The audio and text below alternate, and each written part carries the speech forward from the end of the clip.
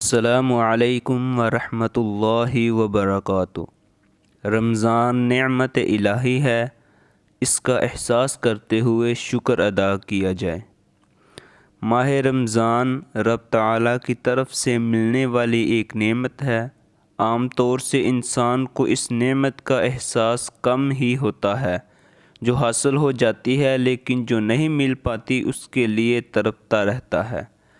ذرا سوچئے، پچھلے رمضان کتنے ہی لوگ ہمارے ساتھ سحری افطاری کیا کرتے تھے، لیکن آج وہ اس دنیا میں موجود نہیں۔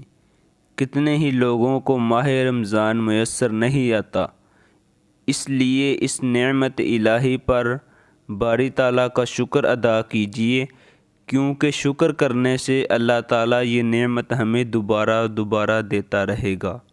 چنانچہ باری تعالیٰ کا فرمان ہے، وَإِذْ تَأَذَّنَ رَبُّكُمْ لَئِن شَكَرْتُمْ لَأَزِيدَنَّكُمْ وَلَئِن كَفَرْتُمْ إِنَّ عَذَابِي لَشَدِيدٌ۔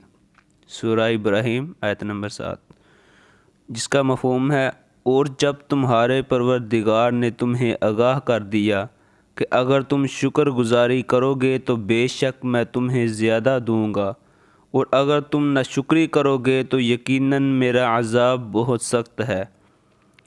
اور جو لوگ اللہ تعالیٰ کی نعمت پر شکر ادا نہیں کرتے، ان کے متعلق فرمایا، أَلَمْ تَرَ إِلَى الَّذِينَ بَدَّلُوا نِعْمَةَ اللَّهِ كُفْرًا وَأَحَلُّوا قَوْمَهُمْ دَارَ الْبَوَارِ جَهَنَّمَ يَصْلَوْنَهَا وَبِئْسَ الْقَرَارُ۔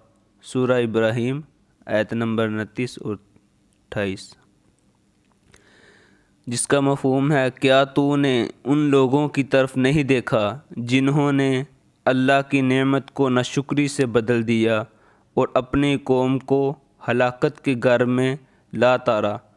جہنم میں وہ اس میں داخل ہوں گے اور برا ٹھکانہ ہو۔